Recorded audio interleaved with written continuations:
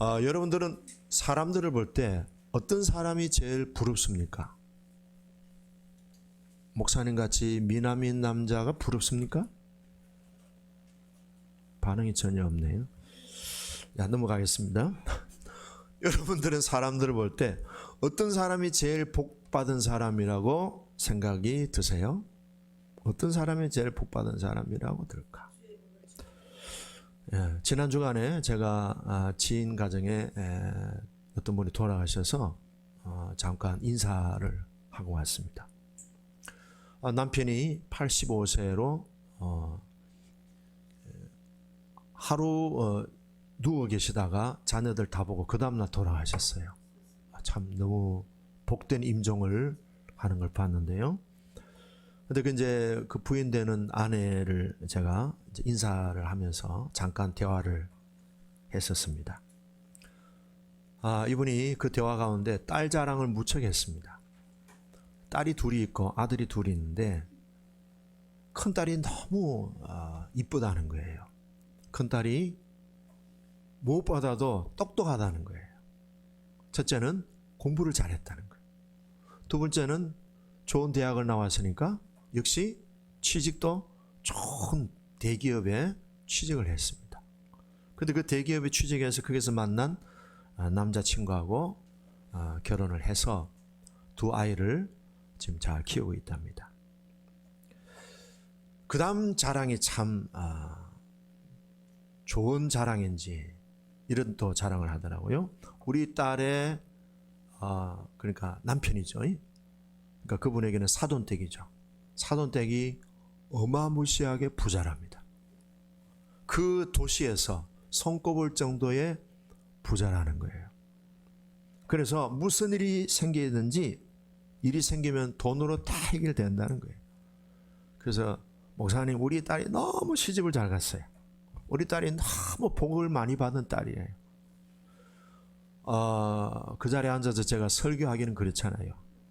그건 복이 아닙니다. 이러면은 또 오들방정 뜨니까 그러시네요. 참 딸이 너무 귀합니다.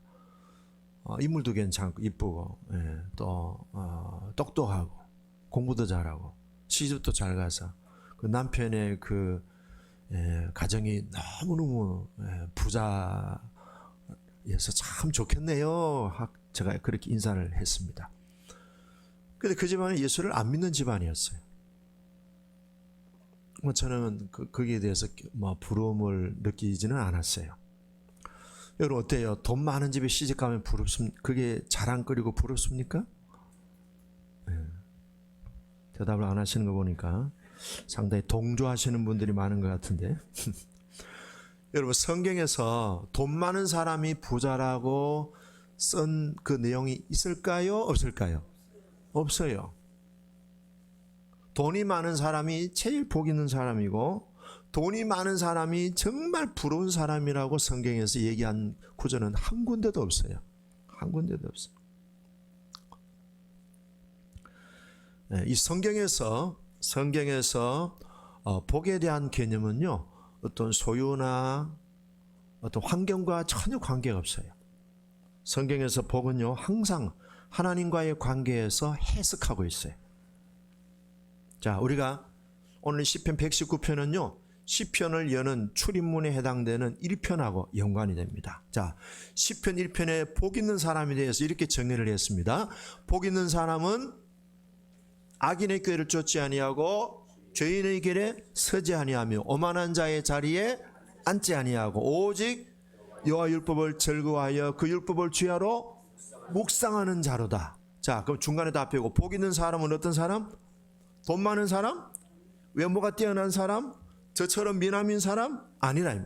복 있는 사람은 어떤 사람? 하나님의 말씀을 주야로 묵상하는 사람이 복 있는 사람이에요. 그런 의미에서 하나님의 말씀을 가까이 하고 이 시간에 말씀을 듣는 여러분들 자신들이 정말 복 있는 자인 줄로 믿습니다. 아멘. 얼굴이 잘났다고 미남이 복 있는 게 아니라. 혹시 우리 자매님들 가운데 얼굴을 외모를 첫 번째 신랑에 대한 기준으로 삼으신 분들은 빨리 내려놓으시길 바랍니다. 예. 복 있는 사람은 하나님의 말씀을 주야로 생각하고 묵상하고 또 그것을 잘 듣고 잘 배우고 잘 적용하는 사람이 1등 신랑입니다. 자매님 여러분, 아멘. 아니, 시집 간 분 말고 시집 안 간 분, 아멘. 내가 좀 많이 이렇게 오늘 혼이 나는 것 같아. 아멘. 아니, 이거 분명히 있는데 아멘을 안 하네, 여기. 아멘. 두 사람이나 있는데 전혀 대답을 안 해.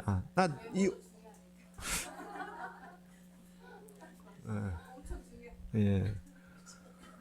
여기 어떤 분은 그래요. 외모 믿고 결혼했다가 엄청 바가지 썼대요. 예. 여러분, 외모 믿고 결혼하면요 바가지 써요. 그리고 그 사람이 또 가진 돈 믿고 결혼하면요 또 바가지 써요. 바가지는 엄청 큰 바가지 쓴다고. 예, 여호와 율법을 즐거워하여 그 율법을 주야로 묵상하는 사람이 복 있는 사람이에요. 아멘. 우리 시집 안 간 자매님들, 아멘. 되게 참 오늘 세네 진짜. 힘드네. 제가 처음 예수 믿을 때 이 말씀에 대한 특별한 체험이 있었어요. 제가 이제 몸이 아파가지고 한 5년 동안 고생을 했어요. 근데 중학교 3학년을 2번 다녔어요. 복학을 해가지고 2년 다니고요. 그러다 제가 이제 고등학교를 미션스쿨로 입학을 하게 됐어요. 근데 저는 뭐 전혀 예수 믿을 생각도 안 하고 그냥 성적 따라 선생님이 가라 하니까 간 거예요. 근데 그 선생님이 저희 어머니한테, 어머니, 쟤는 예수 믿는 학교 가야 됩니다, 그랬대요. 근데 그분이 제 마음을 좀 꿰뚫어 보신 것 같아요, 선생님이. 그래서 예수 믿는 학교가 있어가지고 지원을 했는데 다행히 합격을 해가지고 그 학교를 갔어요. 근데 그 학교 갔는데 주보를 가져오라는 거예요, 주일날. 그래서 주보 가지러 주일날 이제 교회 간 거예요. 갔는데 제가 처음 경험한 교회에 대한 그 경험은요 너무 좋았어요. 정말 가족 같은 분위기였어요. 목사님이 저를 이렇게 바라보시면 악수를 하시는데 그 목사님의 손이 너무 따뜻했었어요. 그때 제가 딱 처음으로 드는 생각이 이런 분이 우리 아버지였으면, 이런 생각이 들었어요. 왜 그런 생각이 들었는지 몰랐어요. 혹시 그런 생각하시는 분이 있으면 제가 오늘 따뜻하게 악수해 드리겠습니다. 목사님의 그 악수가 너무 따뜻했어요, 진짜. 그리고 교회가 크지도 않았어요. 한 200명 정도 모이는 아주 아담한 그런 교회였어요. 그래서 이제 신앙생활을 했는데 이제 기도하게 되잖아요. 뭐 뭣도 모르고 기도하는 거죠. 그때 기도할 때 제가 뭘 기도했겠어요? 병 낫게 해주세요. 간단해요. 하나님 살아계시면 병 낫게 해주세요. 제가요 이 병으로 지금 2년 고생하고 있습니다. 중학교를 4년 다녔습니다. 나 병 낫게 해주세요. 하나님이 살아계시면 병 낫게 해주세요. 병 낫게 해주세요. 하나님 입장 바꿔 생각해 보세요. 병 낫게 해주세요. 늘 앉으면은 병 낫게 해주세요. 뭐 다른 기도할 게 있어야죠. 근데 계속 그렇게 간절하게 기도할 때마다 병 낫게 해주세요. 저 다리 고쳐주세요. 날 이래 했는데요. 어느 날 생각지도 않게 저한테 음성이 들렸어요. 야, 너는 맨날 네 것만 자꾸 달라고 그러냐? 하나님 것 니도 한번 챙겨드려봐라. 하나님 것 좀 챙겨드려봐라. 그러면서 그 다음에 너는 먼저 그의 나라와 그의 의를 구하라. 그리하면 이 모든 것을 너에게 더하시리라. 그래서 제가 그거는 처음에는 제가 이거 뭐 그냥 내가 하는 잡된 생각인 거야, 이럴 생각하고 넘어갔어요. 근데 그 다음에 또 기도하는데 병 낫게 해주세요. 다리 고쳐주세요. 나도 좀 친구들처럼 축구도 하고 싶고 운동장 뜀박질도 하고 싶어요. 절반은 학교 가고 절반은 집에서 늘 누워 있으니까 너무 힘든 거예요. 근데 그날도 음성이 들렸어요. 야, 너네 맨날 기도할 때마다 네 거부터 먼저 구하냐? 하나님 거부터 좀 챙겨드려라. 너는 먼저 그의 나라와 그의 의를 구하라. 그리하면 네 모든 필요한 것들을 더해 주신다. 그래서 제가 그랬어요. 물었어요. 그의 나라와 그의 의를 구하는 게 뭡니까? 그랬더니 생각해 봐라. 생각해 봤어요. 교회를 말합니까? 그렇다. 근데 그래요. 그럼 교회를 돌아보고 충실히 하는 것이 하나님의 나라와 의를 구하는 것이라면은 제가 교회를 위해서 뭘 해야 됩니까? 생각해 봐라. 하나님이 저에게 생각해 봐라는 그런 제안을 많이 해 주셨어요. 근데 근데 제가 교회 간 지 얼마 안 되고 아직도 나 교회가 뭔지도 모르고 뭐 예배 시간에 일어났다 앉는 것도 모르는데 교회를 위해서 내가 할 수 있는 게 뭘까요? 하니까 주님 뭐라 하신 줄 아세요? 생각해 봐라. 생각해 보니까 할 수 있는 게 있어요. 제가 청소를 잘하거든요. 지금도 제가 청소를 잘합니다. 집안 청소도 잘하고. 청소하면 되겠네요. 그렇다. 그때부터 제가 토요일만 되면은 교복을 입고 예배당에 가서 예배당 마당, 교회 마당, 그다음 교회 출입구, 그다음에 교회 밖에 나가면 신장로 있잖아요. 신장로 길거리 청소하고 그렇게 했어요. 그걸 하다 보니까 화장실도 청소하게 됐고 나중에는 교회 안에 들어와서 이제 청소도 하게 되는데 토요일마다 그렇게 했어요. 병이 나았을까요? 안 나았을까요? 예, 나았어요. 3년 동안 청소했더니 나았습니다. 예. 혹시 3년이라는 기간은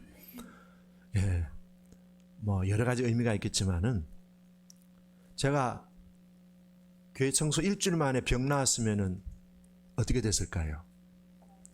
아마 교회 안 다녔을 수도 있어요. 단감만 싹 빼먹고 병이 나았으니까 안 가! 이래 할 수 있었는데 하나님이 3년 동안 저를 애태우게 해주셨어요. 나흘랑말랑 또 아프고 나흘랑말랑 또 아프고 그 3년 동안에 하나님이 제 병을 고쳐주셨지만은 결국은 그 3년 동안에 신앙이 내면화되고 말씀이 인격화되는 하나님과 나와의 관계가 완벽하게 결합되어지는 그런 기간이 됐어요. 또 한 가지 있었어요. 제가 신학교 다닐 때 너무 마음에 안 들었어요. 이놈의 학교 때려치워야 뭐 이런 학교가 다 있어. 그래서 기도했어요. 하나님 나 학교 때려치우고 나 서울에 가서 좀 공부도 좀 하고 좋은 대학 가서 그리고 조금 이렇게 해서 내가 신대원을 가겠습니다. 그랬더니 딱 음성이 들렸어요.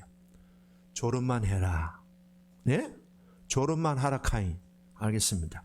그래서 4년 동안 졸업을 했는데 제가 신대원 안 가고요. 일반 대학을 갔어요.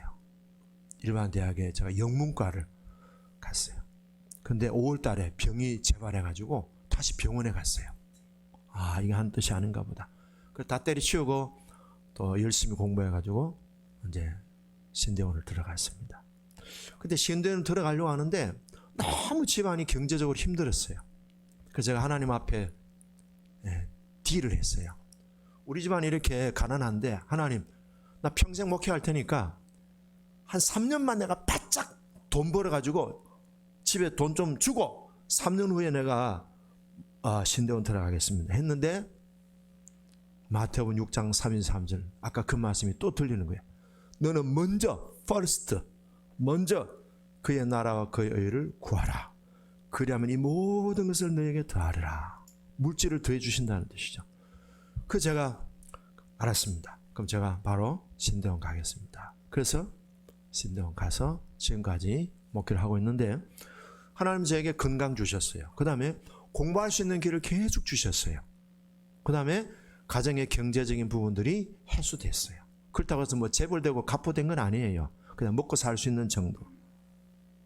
우리 어머니가 늘 자나깨나 도나 네 돈 내 돈 모두 내 돈 하도 돈에 대한 상처가 많다 보니까 그래서 제가 어머니가 막 기절할 정도로 돈을 내가 안겨드리고 내가 신학할 거야 이랬는데 그리고 하나님이 또 먼저 그의 나라와 의를 구하라 이 모든 것을 더하시라 하셔서 순종하고 했더니 다 해결해 주셨어요. 지금도 저는 마태복음 6장 33절은 제 인생의 길이요 빛이 되고 있습니다. 복 있는 사람은 어떤 사람입니까? 돈 많은 사람도 아니고 학벌 좋은 사람도 아니고 외모가 뛰어난 사람도 아니고 가정 배경이 좋은 사람도 아니고 복 있는 사람은요, 하나님과의 관계 속에서 자신의 인생을 열어가는 사람이 진짜 복 있는 사람이다 이 말. 복 있는 사람은 왜 하나님과의 관계가 친밀해지고 있을까요? 복은 누가 주셔요? 하나님이 주시는 거예요. 그 중국집에 가면요, 복자가 바로 돼 있어요? 거꾸로 돼 있어요? 거꾸로 돼요. 왜? 하나님이 보시고 복자 읽고 그 집에 복 잘라는 뜻이야. 에이, 하나님이 뭐 거꾸로 했다고 못 읽고 뭐 바로 했다가 읽고 그랬어요? 그만큼 사람들은 복을 갈망하는데, 복은 하나님이 주시는데 그 하나님과의 관계를 건강하게, 튼튼하게, 친밀하게 잘 맺어가는 사람이 복된 인생을 사는 주인공이 될 줄로 믿습니다. 오늘 시간 우리가 하나님 말씀 앞에 경건하게 앉아서 주목하면서 말씀에 아멘 아멘 하는 여러분들 자신이 복받은 존재라 믿으시기를 바랍니다. 자, 오늘 성경 보면은요, 시편 119편은 제일 길어요. 제일 길고. 근데 핵심은 뭔가 하면요, 복 있는 사람은 어떤 사람이냐? 하나님의 말씀의 인도를 받는 사람이 복 있는 사람이다. 자, 그럼 제일 복 있는 사람은 어떤 사람입니까? 구체적으로 모든 삶 속에서 하나님의 말씀으로 한 가지 한 가지 하루하루 인도함을 받으며 살아가는 사람이 복 있는 사람이다.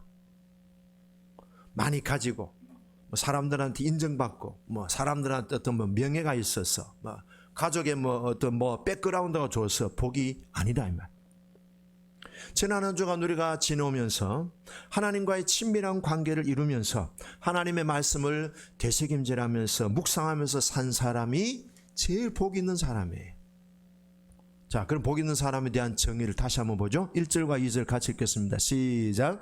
행위가 온전하여 여호와 율법을 따라 행하는 자들은 복이 있으며, 2절 여호와의 증거들을 지키고 전심으로 여호와를 구하는 자는 복이 있도다. 복은 하나님과의 관계에서 열리는 거예요. 복은 하나님과의 관계에서 부어지는 거예요. 복은 하나님과의 관계에서 쌓여지는 거예요. 하나님의 말씀을 따라 행하는 사람, 그리고 전심으로 하나님을 갈망하고 하나님을 사랑하고 하나님을 의지하고 하나님을 의존하고 하나님을 기대하고 하나님을 갈망하는 사람이 복 있는 사람이다. 세상적인 복은요, 소유의 기준을 둡니다. 소유가 많음으로 복 있다고 얘기합니다. 근데 하나님의 복은 소유가 아니고요, 어떤 존재냐, 어떤 사람이냐에 따라서 복이 부어지는 거예요. 어떤 사람이냐? 나는 복받은 사람이다. 우리 앞에서 보았지만 시편 115편 15절에 나는 하나님의 말씀을 먹고 사는 존재, 이런 사람이 복 있는 사람, 복받는 사람이다. 자, 그러면 119편의 이 주제는요, 신명기 6장 1절에서 9절에 있는 내용과 같은 내용인데요, 신명기 내용은 뭡니까? 모세의 마지막 설교예요. 모세가 이제 가나안 땅을 앞에 둔 이스라엘 백성들에게 마지막으로 주는 유언과 같은 설교가 신명기예요. 신명기서의 핵심 주제는 뭐예요? 하나님을 사랑하라. 이웃을 네 몸과 같이 사랑하라. 핵심은 뭐예요? 사랑이에요. 하나님 앞에 우리가 심판받을 때 죄를 얼마나 지었느냐, 죄를 적게 지었느냐, 이게 심판의 기준이 아니에요. 얼마나 사랑을 베풀었느냐 베풀지 않았느냐 하는 것이 심판의 기준이 될 수 있어요. 거기 보면은 신명기 6장 4절과 5절, 우리가 잘 아는 유명한 쉐마, 이스라엘아 들으라. 따라합시다. 이스라엘아 들으라. 쉐마 이스라엘, 이스라엘아 들으라. 하나님 여호와는 유일한 하나님이시니, 따라합시다. 너는 마음을 다하고 뜻을 다하고 힘을 다하여 내 하나님 여호와를 사랑하라. 하나님을 사랑하는 것이 뭐예요? 모세의 유언이에요. 모세가 신명기 전체 내용 가운데 핵심은 하나님을 사랑하라 하고 꼴까닥 세상을 떠났어요. 그것을 구체적으로 풀어놓은 것이, 이제 삶의 현장에서 풀어놓은 것이 오늘 이 119편입니다. 그래서 119편의 저자는 누군가 하면은 학자들은 에스라 선지자다, 랍비 에스라다, 이렇게 얘기합니다. 바벨론 포로 기간 동안에 이스라엘 백성들은 역사적인 혼란과 국가적인 허감 속에서 이스라엘 민족의 미래가 뭔가, 이스라엘 민족의 미래 희망은 어디에 있을까, 경제 건설이 있을까? 아니면 어떤 과학의 발전이 있을까? 아니면 어떤 교육의 어떤 시스템을 개발하는 데 있을까? 아니라는 거예요. 이스라엘 민족의 살 길, 이스라엘 민족의 미래의 희망은 오직 하나님의 말씀을 묵상하고 말씀으로 살고 말씀으로 인도함 받는 데 있다는 사실 에스라가 절실히 경험해서 이스라엘 백성들에게 말씀 회복 운동을 일으킨 랍비요 선지자였습니다. 이 에스라는요, 느헤미야 같은 경우에는 이스라엘 백성들이 무너진 성을 재건하고, 그 다음에 학개 선지자 같은 경우에는 성전을 재건하는 일에 집중했지만, 에스라는요 아니다예요. 건물 세우고 성전 세우고, 이거보다 더 중요한 것은 마음의 성전을 세우는 것이 중요합니다. 내 마음이 예수님을 구주로 믿고 예수님을 주님으로 경배하고 예배하는 내 마음의 성전이 세워지는 말씀 회복 운동이, 말씀 부흥 운동이 우리 이스라엘 민족이 갈 길이다, 그렇게 강조한 사람이 에스라예요. 그래서 이스라엘 백성의 정체성이 뭐냐?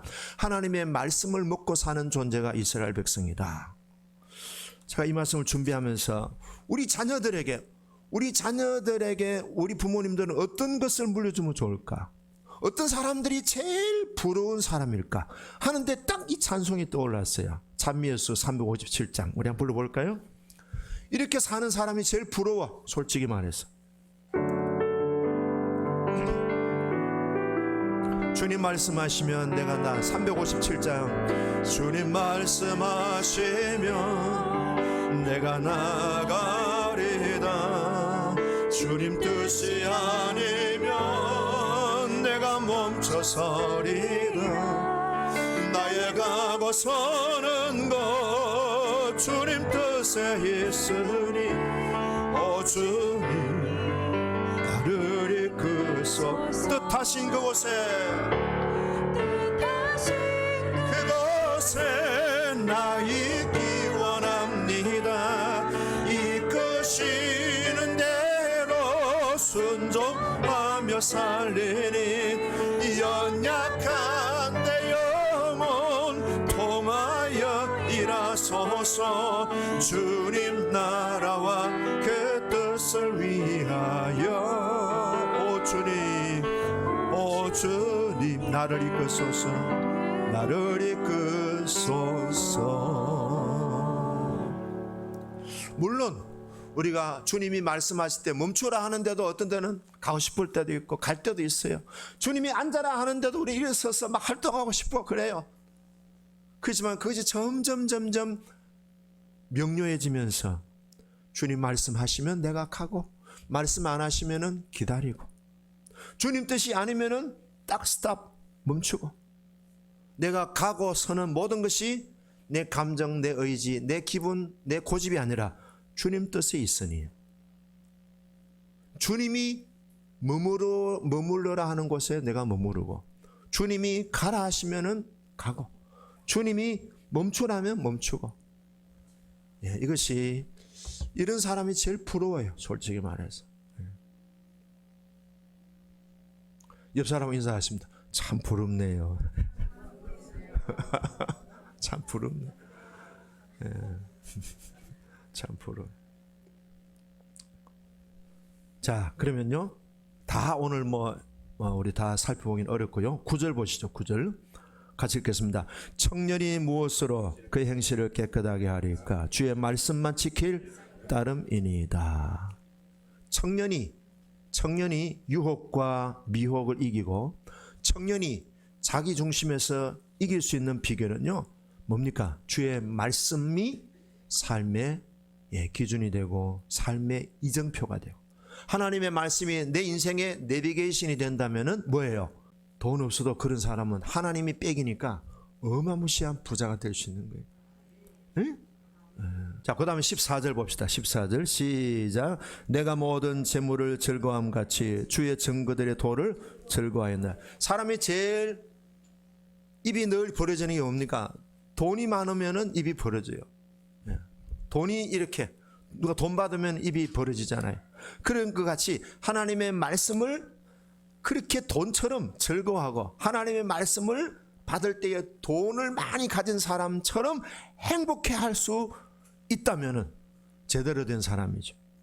자, 근데 거기 발전하면은 127절 보시죠. 127절. 두 장 넘기면은 뭐 나옵니까? 127절 시작. 그러므로 내가 주의 계명들을 금 곧 순금보다 더 사랑하나이다. 이제 이 단계까지 가는 거예요. 돈보다 더 주님의 말씀을 사랑하는 수준까지 간다면은 그 인생은 정말로요, 돈으로 얻을 수 없는 하늘의 좋은 것들로 풍성하게 복을 받는 거예요. 이 복이 우리에게 임하기를 축복합니다.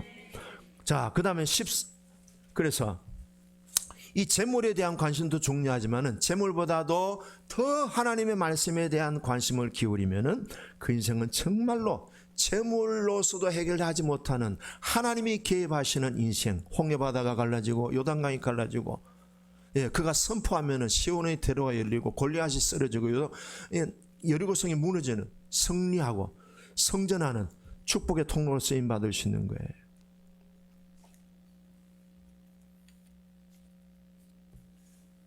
욥은요, 욥기 23장 12절에 밥 먹는 것보다도 하나님 말씀을 더 귀히 여겼다 그랬어요. 네, 귀히 여겼다. 이 정도 될 수 있을지 모르겠어. 혹시 여러분들 아침 안 먹고 점심 안 먹을 때 배고프잖아요. 근데 이렇게 막 맛있는 막 고기도 구워 놓고 막 나물 반찬도 많고 막 이런데 지금 말씀 안 읽었어. 그럼 돌아서서 말씀 읽고 밥 먹는 사람 손 들어보세요. 참 어렵죠. 그 정도의 수준으로 욥은 하나님의 말씀을 최고 우선순위를 두었다는 거예요. 예수님이 40일 금식을 하시고 난 뒤에 마귀에게 제일 처음 받은 시험이 뭐죠? 이 돌들로 떡덩이가 되게 해라. 이 돌들로 떡덩이가 되게 해라. 얼마나 먹고 싶겠어요. 3일 금식 해보셨죠? 3일 금식. 저는요, 3일 금식할 때 시루떡이 계속 눈에 왔다 갔다 하다. 얼마나 시루떡이 먹고 싶은지. 시루떡 알죠? 팥 들은 거. 네. 그래가지고 금식을 마치고요, 시루떡을 막 몇 개나 먹은지 몰라 그냥. 나중에 속이 쓰리더만 그냥 많이 먹어요. 사람이 떡으로만 살 것이 아니요 하나님의 입에서 나오는 모든 말씀으로 살 것이니라. 예수님이 그걸 답변하셨어요. 그래서 예수님이 돌을 갖다가 떡덩이로 만들어 드셨어요? 안 드셨어요? 안 드셨어요. 떡보다 중요한 것이 뭐예요? 말씀이다. 우리말로 하면요, 생존보다 더 앞서는 것이 말씀이다. 그래서 우리는 하나님 말씀을 먹는 것에 대해서 좀 더 우리가 신경을 써야 되지 않겠는가. 베드로전서 2장 2절에 보면은 갓난 아이들 같이 순전하고 신령한 젖을 먹어라, 사모해라. 그 젖을 먹을 때 우리의 구원이 이루어도록, 구원이 완성되도록 우리를 뭐예요? 성장하게 해준다 이 말이에요. 어린아이가 엄마의 젖을 먹을 때 신령하고 뭡니까? 순전한 젖을 먹듯이 우리도 신령하고 순전한 하나님의 말씀을 꿀꺽꿀꺽 먹고 그리고 삼키고 그것을 소화시킬 때에 우리의 영혼이 튼튼해지고 우리의 구원이 완성되어질 정도로 우리의 영적인 성장이 이루어진다는 거예요. 규칙적으로 드세요. 규칙적으로. 자, 한번 따라서 난 오늘부터 하나님의 말씀을 잘 받아 먹겠습니다. 꿀꺽. 그렇게 드세요. 밥보다도 하나님 말씀을 더 귀하게. 아멘. 자, 24절 읽죠. 24절 시작. 주의 증거들은 나의 즐거움이요 나의 충고자니이다. 예. 하나님의 말씀, 뭐 여기 말씀이라고 하는 내용 단어를 여러 가지를 바꿔놨어요. 증거 또는 뭡니까? 율법, 규례, 또 그다음 뭡니까?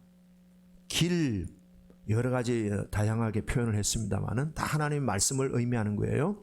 하나님의 말씀은 뭡니까? 말씀은 즐거움이요 내 인생에 대해서 충고해주는 멘토다. 멘토, 선생님이고 내 인생을 바로 알려주는 내비게이션과 같다. 예. 그 다음에 49절 읽겠습니다. 49절 넘겨서 시작. 주의 종에게 하신 말씀을 기억하소서. 주께서 내게 소망을 가지게 하셨나이다. 이제 대화를 나눠보면은 이 사람이 그냥 말씀이 막 나오는 사람이 있어요. 그분들하고는요 아무리 대화를 해도 지겹지가 않아. 근데 대화만 하면은 늘 그냥 불평하고 원망하고 죽일 놈 살릴 놈 이런 얘기하면은 빨리 도망가고 싶어. 별로 대화가 생산적이질 않아. 소모적이야. 그냥 시간만 낭비한다는 생각이 들어요. 말씀을 통해서 자꾸만 이렇게 서로 대화가 발전하고 성장하고 하면 얼마나 좋겠어요. 말씀이 있어요. 최근에 여러분들의 마음을 움직이는 말씀이 어떤 거예요? 최근에 여러분들의 마음의 어떤 생활에 있어서 분명한 어떤 방향을 제시해준 어떤 그런 등대와 같은 말씀이 어떤 게 있어요? 있겠죠? 그런 걸 얘기하자고요. 우리가 물론 속에 있는 얘기도 하고 속에 있는 얘기도 막 너무 속상하고 답답한 거 얘기할 수 있지만은 너무 거기만 몰입해도 안 돼요. 그럼 푸념으로 끝나잖아요. 탄식으로 끝나잖아요. 근데 시편에도 보면은 탄식이 있어요. 토설이 있어요. 그러나 토설을 넘어서 뭡니까? 치유를 넘어서 회복으로 가고 회복을 넘어서 뭐예요? 부흥으로 가는 거예요. 근데 늘 거기에 머물러 있으면 안 돼. 고여, 썩어, 냄새나. 별로 향기가 안 나. 예수님의 향기가. 여러분 토설도 하시고 속상한 것들도 털어놓지만은 그냥 거기서 아이고 힘들겠구나 하고 위로받고 끝나지 마시고 그럼 여기서 한 발자국 더 이제 가는 거예요. 그럼 이 가운데서 하나님 나에게 주시는 도전이 뭘까? 그럼 도전을 붙들고 또 일어서는 거예요. 계속 우리가 그렇게 성장하게 해주는 것이 뭐예요? 하나님의 말씀인 거예요. 우리가 이런 자리로 계속 나아가기를 바랍니다.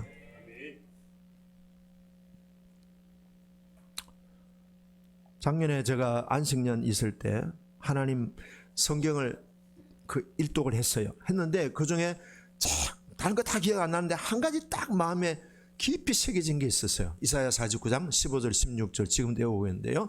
여인이 어찌 그 젖먹는 자식을 잊겠으며 태에서 난 아들 잊겠느냐. 그들은 혹시 잊을지라도 나는 너희를 결코 잊지 않을 것이고 너희를 내 손바닥에 새겼고 너희의 성벽이 항상 내 앞에 있다. 그 말씀을 제가 계속 외우고 암송하고 묵상했어요. 무엇 말합니까? 하나님이 나를 얼마나 사랑하시는가. 그 사랑에 대한 메시지를 절대적으로 자꾸 마음속에 되새기고 이렇게 살아왔습니다. 말씀을 경험한 간증들이 우리에게 풍성하기를 축복합니다. 이경림이라는 분이 계셔요. 이분이 아동복지센터에서 일하는 분인데 이분의 글이 참 감동적이에요. 이분은 이제 후원자들한테 후원금을 받아가지고 아이들한테 이제 나누어주는 그런 일을 하는데 이분이 10년 전에 어머니가 돌아가셨대요. 근데 어머니가 병원에서 한 3주 있었는데 그 기간 동안에 어머니가 이 딸을 불러가지고 여러 가지 많은 얘기를 했는데 이런 얘기를 했대요. 내가 너한테 꼭 당부하고 싶은 말이 있다. 어머니 뭔데요?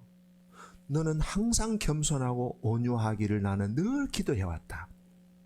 네가 아동복지를 위해서 남을 돕는 일을 한다고 생각하지만 사실 너는 그 일의 심부름꾼이야. 후원금을 도움이 필요한 아이들에게 나눌 때 아이와 그 가족들이 너한테 고맙다고 하지만 인사는 네가 받을 게 아니고 후원금을 낸 후원자들이 받을 인사를 네가 대신 받는 거야. 그러니까 너는 절대로 선한 일을 네가 스스로 한다는 생각을 하면 안 돼. 절대로 교만하면 안 돼. 겸손해야 돼. 네가 돕는다고 생각하는 마음조차도 버려야 돼. 또 아이들을 만날 때는 늘 부드러운 마음으로 만나라. 그리고 함께 일하는 동료들에게 대해서 온유한 마음으로 동료들을 대하거라. 그리고 유언을 하고 어머니가 세상을 떠나신 거예요.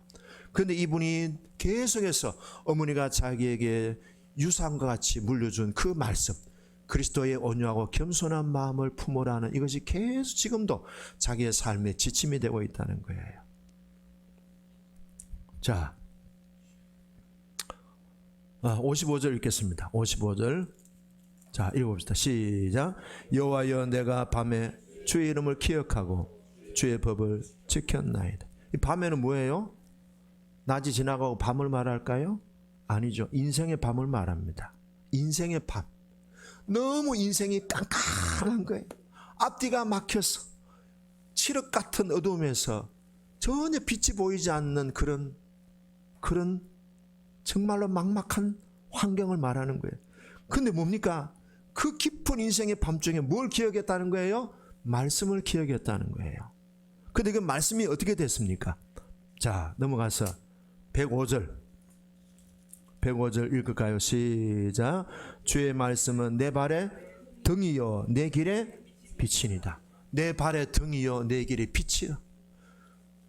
깜깜한 인생길인데 그 깜깜한 인생에 내 길을, 내 인생이 갈 수 있는 방향을 제시해 준 게 뭐라고요? 하나님의 말씀이라는 거예요.